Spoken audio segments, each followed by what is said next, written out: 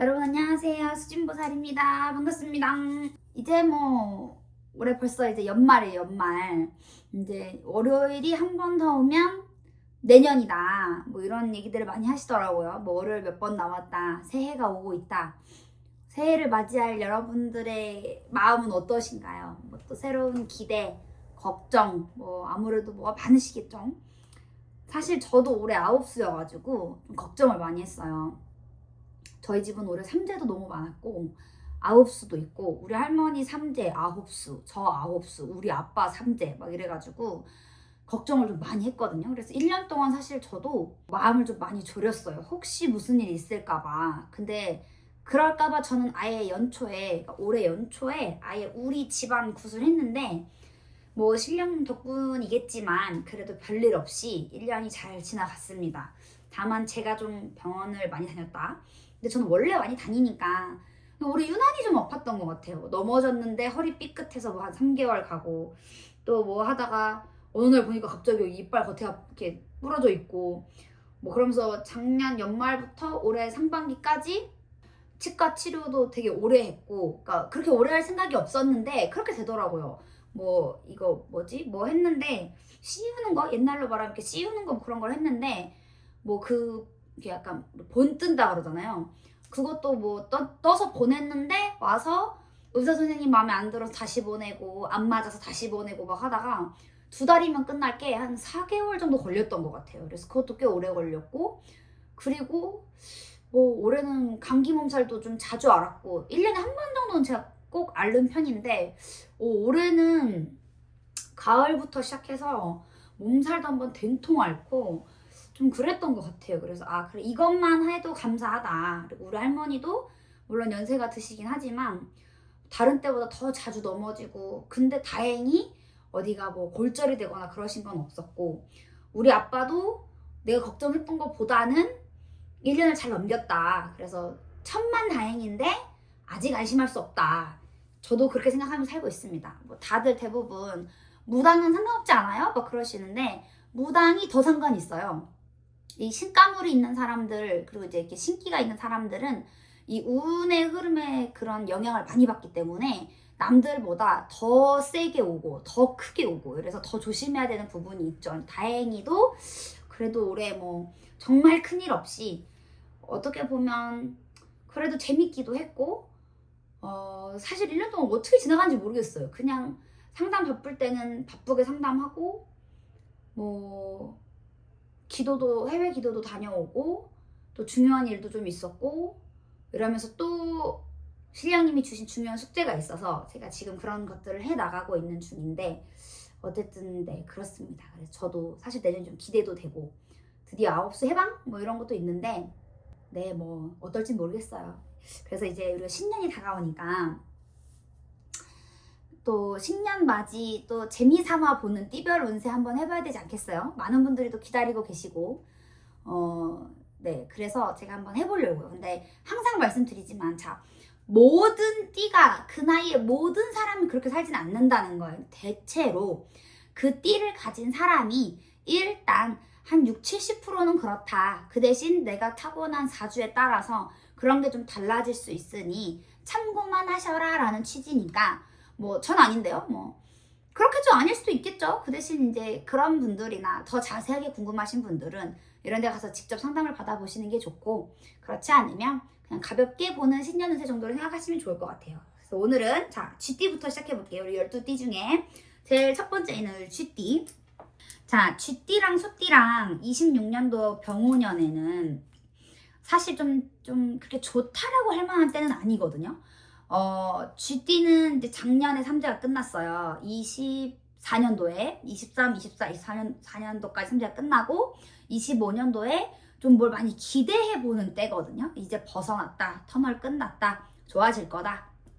그래서 올해 물론 확 좋아지신 분들도 있겠지만 이게 확이라는 개념이 사람마다 느끼는 게 다르기 때문에 확 좋아졌다고 보기는 어려운데 그래도 작년보다 낫다. 근데 이제 올해는 작년에 벌어진 일들을 좀 수습하는 해? 좀 그런 느낌이라서, 그럼 내년은 더 잘 될 거냐? 근데 내년에도 좀 조심해야 된다는 이유가 뭐냐면, 내년은, 그러니까 26년도 병오년은 말띠의 해예요. 27년도는 양띠의 해거든요. 정미년의 해인데, 자, 이 말하고 양은 우리가 일반적인 그냥 간단한 궁합에서 볼 때 상충살, 원진살이 꼈다라고 하는 띠예요. 쥐랑 말이랑 양이랑. 소도 말이랑 양이랑은 상극이듯이. 그래서 우리가 결혼궁합을 볼 때도 그렇고, 대체적으로 그냥 이렇게 어설프게 아시는 분들도 야, 쥐띠랑은 상극이래 막 그런 얘기를 많이 하신단 말이에요. 그럼 그게 이 해운년이랑도 연관이 있느냐? 있죠. 그래서 삼재는 아니지만 삼재만큼 안 좋은 때다. 그럼 모든 쥐띠가 다 안 좋냐? 그건 아니에요. 그래서 제가 대표적인 그 좀 나이대를 좀 제가 가지고 왔는데, 자, 일단 31살. 31살은 나쁘진 않아요. 나쁘진 않은데 약간 직장 내에서 뭐 이동이 있거나 변동이 있거나 아니면 내가 새롭게 취업을 하거나 좀 이런 운이 좀 들어오긴 하거든요. 근데 그게 더 좋은 데로 갔다, 발전했다, 업그레이드 했다 이런 거보다 그냥 어쩌다 보니까 이동을 하게 됐다. 그래서 뭐 약간 다운그레이드로 갈 수도 있고, 그래서 좀 뭔가 뭐 잘 된다라는 기대보다는 뭐지? 나쁘진 않은 것 같은데 딱히 좋은 일도 없네? 뭐 요런 시기. 그리고 이제 그러면서 직장을 이동을 했거나 이동을 하려다 말았는데 직장 내에서 좀 사람 때문에 시끄러울 수도 있어요. 그래서 뭐 같이 일하던 팀원인데 평소에 사이가 좋았는데 갑자기 뭐 올해 들어서 나랑 불편해졌다든지 팀장님이 바뀌었는데 자꾸 나를 좀 뭐 이렇게 푸시를 한다든지 좀 그럴 수 있어서 좀 조심했으면 좋겠다 싶은 부분들은 이런 뭐 인간관계, 직장 내의 사람, 그러니까 내가 같이 일하면서 만나는 사람들을 좀 조심하는 게 좋다라는 얘기죠. 그러면서 약간의 잔병치레가 들어올 수는 있으니 그런 거는 좀 조심하셔라. 근데 사실 잔병치레는 조심할 수가 없어요. 뭐 밥 먹고 체했어요, 장염 걸렸어요, 뭐 이런 게 자주 나타날 수 있는 거라 알고 계시되 평소보다 먹는 거나 이런 걸 좀 더 조심하고, 내가 어디가 아프면 약국 가서 약 사 먹는 거 말고 빨리 병원 가서 치료를 받거나 하는 게 더 큰 병을 만들지 않는다는 거죠. 자, 두 번째는 43살. 43살 쥐띠. 43살이 나이는 늦긴 했는데 이때 결혼 운이 좀 들어오거든요. 근데 결혼을 해도 혼인신고는 빨리 하지 않는 게 좋아요. 올해 해운년이, 그러니까 병호년이 나랑 합이 찰떡처럼 잘 맞는 때가 아니다 보니까 식구가 막 늘어나는 게 나한테는 썩 좋지 않을 수도 있다. 그래서 결혼하고 뭐 1년 뒤나 2년 뒤에 혼인신고를 한다든지, 뭐 아니면 처음에는 어쩌다 보니 뭐 주말부부를 하게 됐다? 그러면 굳이 같이 있으려고 하지 말고 잠깐 떨어져 있는 것도 괜찮다라는 거죠. 대체적으로 내년에 쥐띠나 소띠들이 잔병치레가 많을 거예요. 아프고 수술하고 시술하고 뭐 이런 게 많을 건데, 그래서 건강도 좀 조심하고, 또 하나 문서운이 좀 들어오거든요. 이사를 가거나 차를 바꾸거나 분양을 받거나 뭐 땅을 사거나 상가를 사거나 가게를 오픈하거나 이런 운이 좀 들어올 수 있다. 이게 좀 긍정적으로 이렇게 발휘를 하면 취업을 해서 뭐 승진을 했다 이렇게 될 수도 있어요. 그래서 뭐 직장 내에서 내가 축하받는 일이 생기거나 뭐 그런 뭐 이런 상장까지는 아니어도 뭔가 그런 진급 뭐 이런 게 좀 받을 수도 있다라는 얘기.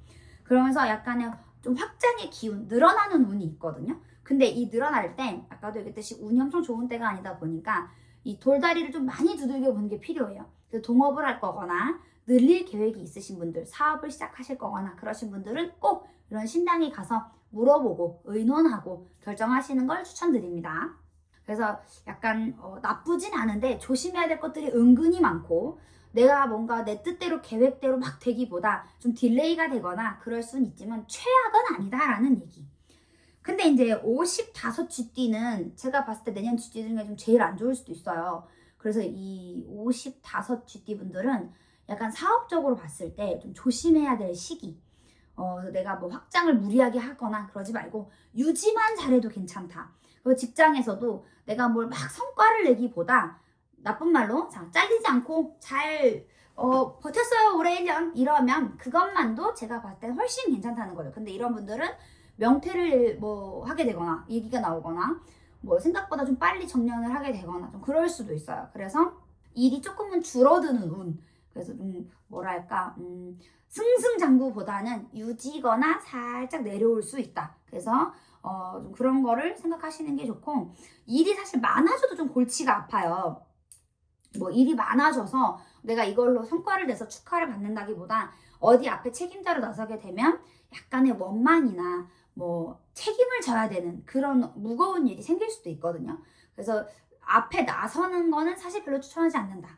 근데 그러면서 또 하나 조심해야 될 게, 알고 있어야 될 게, 약간 상보분이 좀 들어오거든요. 그럼 집안에 누가 돌아가시거나 그런 얘기. 그러니까 뭐 친구 아버지는 상관없어요. 근데 자, 꼭 내 부모가 아니어도 큰아버지가 돌아가시거나 뭐 삼촌이 돌아가시거나 고모가 돌아가시거나 이모가 돌아가시거나 이래도 우리가 봤을 때는 부모의 확률이 돌아가신 거기 때문에 본인한테는 부모가 돌아가신 거나 마찬가지인 거예요. 그래서 그런 부분들이 있을 수 있어서 누가 돌아가셨대, 집안 친인척 그런 연락이 다른 때보다 좀 자주 올 수 있거나 생각지도 않게 그런 상복을 입게 되는 운이 있을 수도 있다는 거죠. 그래서 그거는 좀 조심하시는 게 좋고요.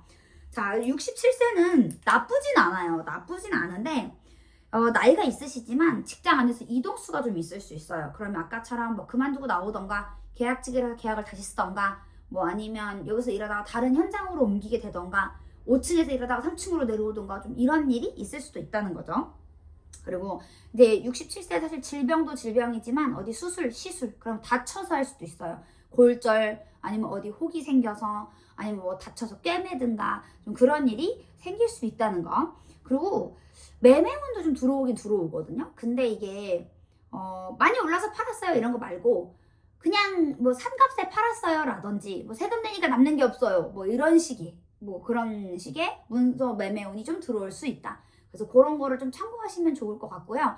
사실 쥐띠들은 내년에 문서 이동을 많이 안 하는 게 좋긴 해요. 근데 우리가 또 뭐 안 하는 게 좋다고 안 할 수는 없잖아요. 그래서 또 이런 데 가서 상담도 받는 거고 제가 보기엔 쥐띠 좋다 뭐 드디어 풀린다 뭐 이런 거보다는 아직은 좀 더 조심해야 된다. 아직은 좀 더 돌다리를 두들겨야 된다. 그런 느낌이 많아서 어쩌면 작년까지 힘들었던 것들이 내년까지도 우리가 뭔가 수습을 해야 되거나 해결이 돼야 되거나 그럴 수 있어요. 그래서 아까 55세 그 GT분들 관제수나 뭐 이런 걸 좀 조심하셔야 돼요. 그러면 법원, 경찰서, 세무서 뭐 이런 문제 생각지도 않았던 세금을 더 내라 뭐 이런 연락이 올 수도 있고 또 뭐 누군가가 세금 신고를 해서 세무조사를 받아야 될 수도 있고 그리고 또 뭐 차 사고수가 자꾸 난다든지 차가 자꾸 고장 난다든지 뭐 이런 문제가 있을 수 있어서 그런 거를 좀 조심하셔야 된다는 거죠.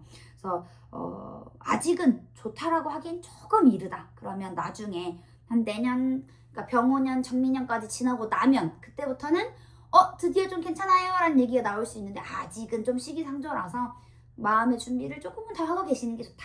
네, 제가 볼 땐 그렇습니다. 물론 다른 선생님들이 볼 때는 어떨지 모르고 또 어떤 몇 월생 쥐띠, 며칠날 태어난 쥐띠에 따라서도 그런 게 다르겠지만 좀 대체로 그럴 것 같으니 좀 주의하시는 게 좋다라는 거예요. 그래서 제 영상에서 제가 드리는 말씀은 항상 말씀드리지만 다 오로지 수진보살의 견해임을 여러분들이 꼭 알아주셨으면 좋겠고 남들은 다 잘 된다는데 왜 안 된다고 하세요? 이런 분들도 많거든요. 그거는 살아봐야 아는 거예요. 뭐 그 사람이 틀릴지 내가 틀릴지 모르지만 살아보면 뭐 이쪽이 더 맞았네 라는 그런 기준이 생기잖아요. 그래서 그런 부분들을 잘 참고하시면 좋겠습니다. 그렇다고 해서 뭐 엄청 나쁜 건 아니니까 낙심은 안 하셔도 되는데 건강적인 부분이랑 뭐 이런 사고 뭐 이런 부분은 특히 좀 더 조심하시는 게 좋다는 거예요. 그래서 43살이랑 55세는 특히 좀 경각심을 갖고 조심하시면 좋겠다라는 게 수진보살의 의견입니다. 네, 여러분 오늘도 제 영상 봐주셔서 너무너무 감사드리고요. 항상 한 해 한 해를 시작할 때마다 좀 지치고 버겁고 하시는 분들도 많으실 텐데 그래도 또 우리가 그렇다고 포기할 수는 없잖아요. 그리고 저는 그래요. 그럴 거면 죽는 게 낫겠어요. 그럼 전 못하겠어요. 이러면 전 보러 오지 말라 그래요. 뭔가 조금이라도 나은 방향으로 가려고 물어보러 오는 거고 뭔가 좀 그런 방법을 찾으려고 오는 건데 이런 데 와서 살고자 하는 데 와서 죽어야겠다는 얘기를 할 거면 안 오는 게 낫죠. 만약에 저 죽어야겠어요. 그럼 죽으세요. 이렇게 말할 수는 없잖아요.